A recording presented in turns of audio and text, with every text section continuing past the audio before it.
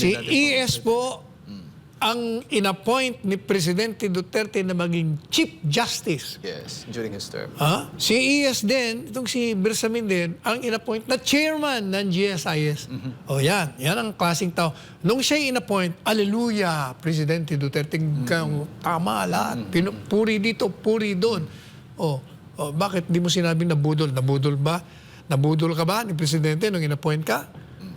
Wala bang batayan ang pag-ano sa'yo, ang pag-appoint sa'yo? Ayan ang hirap sa atin eh. Tingnan mo muna ang sarili mo sa salamin bago ka magsalita ng mga pahayag na mahanghang na walang batayan sa katotohanan. Lumingon ka sa iyong pinanggalingan.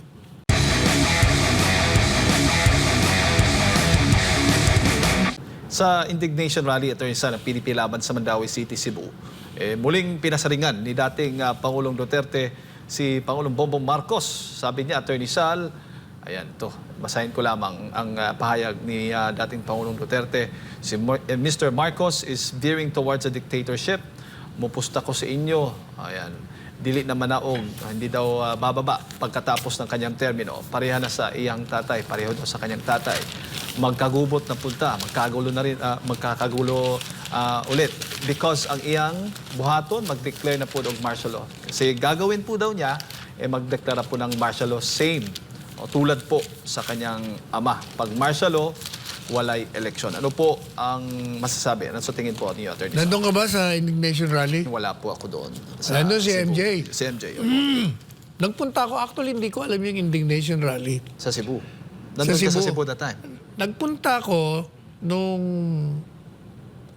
Kailan ba yung indignation rally? Sabado, di ba? Sabado. Nagpunta ako nung Biyernes kasi may ka-appointment akong kliyente ron. Siya nagsabi sa akin na may rally. kaya nandun na rin lang ako. Tsaka si Presidente nandun. Duman ako doon. At nagulat ako. Talaga naman ang dami. Mali nga yung sinasabi sa Diaryo, pati yung organizers, mali ang bilang eh. Ano ba? Sabi ng organizer, mga 20,000. Ano 20,000? Yung ubod ng laking yun. 20,000 konti lang. Mga 100,000 ang tingin ko. Wow. Kasi pinakita sa drone eh.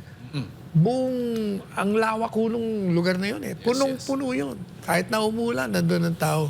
Ngayon, yung mga sinabi ni Presidente Duterte, may basehan naman yun eh. Bakit kanyo? Yung bang ginawa niyo ng pamalaan sa KOJC, anong tawag mo dun? Paglabag yun sa karapatang pangtao, mga diktador hindi sumusunod sa batas. Sinunod ba nilang batas doon? Hindi. Maraming mga pagkakataon na pinapakita na hindi ho sila sumusunod. Kaya yun ang batayan ni Presidente Duterte. Kaya sinasabi niya, anak ko, pupusta ako dyan. Papunta tayo doon. Yun. Ito, Attorney Sal, may sagot naman po si Executive Secretary. Nagtugon doon sa banat ni dating Pangulong Duterte. Sabi niya, Attorney Sal, this hoax is another budol. Emerging from a one-man fake news factory, we treat the former president's baseless and ridiculous statements in the same way that Filipinos are dismissive of them. A tall tale from a man prone to lying and to inventing hoaxes. He will not backslide into the oppressive ways of the previous administration.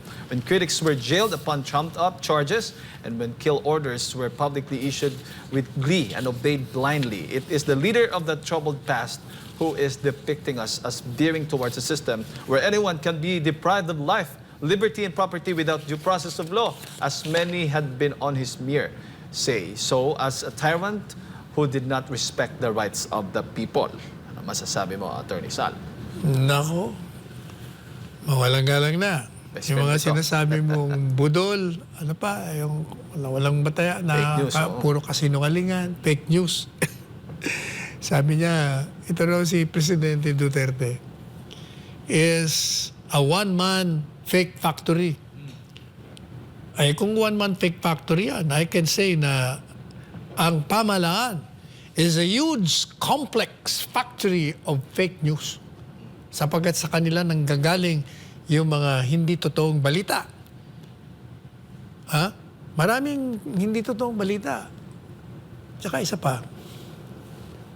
Alam mo ba kung sino nagsasalita? Sino nagsasalita? Si ES ba? Sino ba si ES?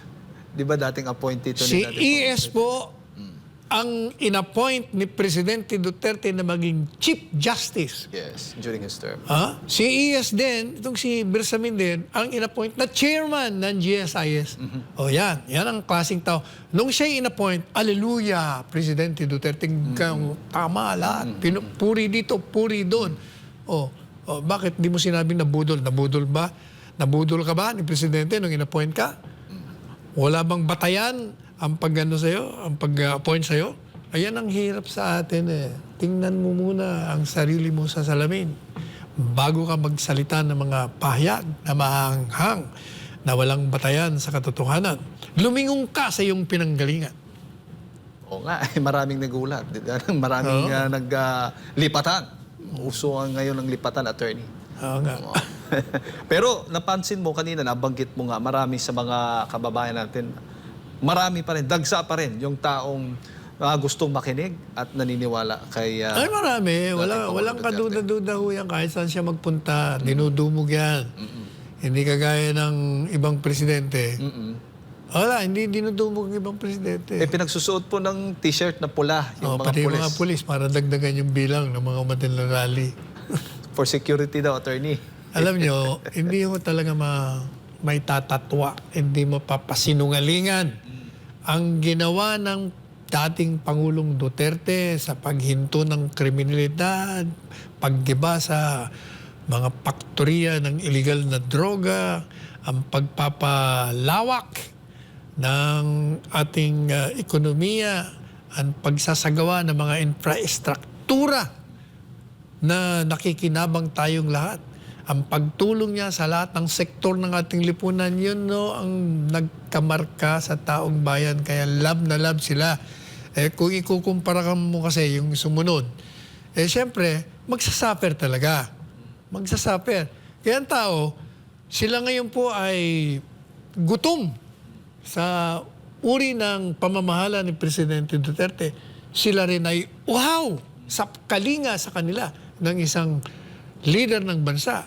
Kaya gusto nilang makabalik ang Presidente Duterte kahit man lang sa pamamagitan ng kanyang anak na ang katangian ay nagkakahalintulad kung hindi man hihigit pa sa kanya.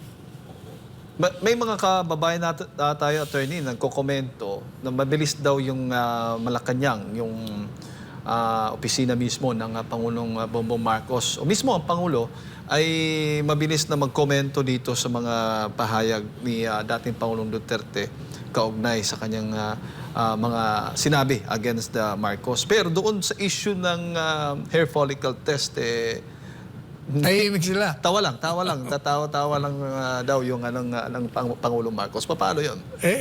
Totoo naman yun eh. Di ba ako, sinabi ko na, aminin na lang eh. Wala namang, hindi ka naman susukatin dahil sa ikaw addict kung hindi sa performance mo.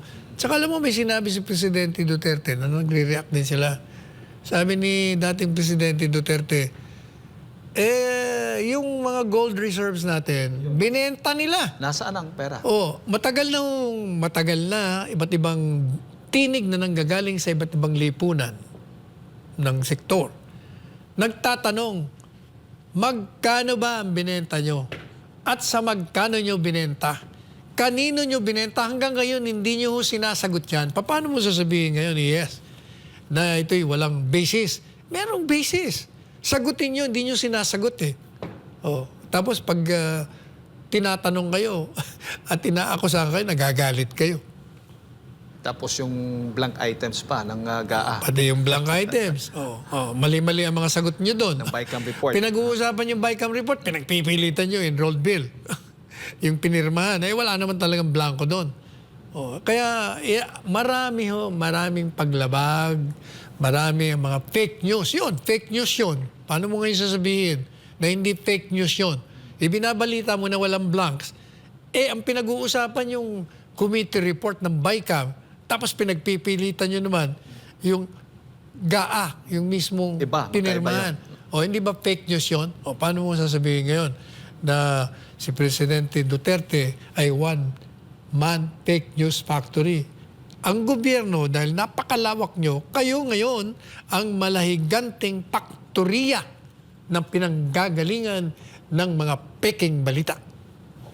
At syempre, ang sabi nga, nag-aalala, nangangamba yung mga kababayan natin. Dahil habang tumatagal, nagagastos na yung budget, attorney, malaking halaga na. So, ano ba yung solusyon o remedyo nito na yung budget natin this year talagang magagamit sa tamang paggamitan? Ay, wala. Hindi yan. Hindi yan gagamitin sa tama. Palagi na sa mali. Yun ang masaklap, attorney. Oo, kawawa naman ang bansang ito. Kaya nga, sabi ko, abolis na lang ang Congress. Pansamantala.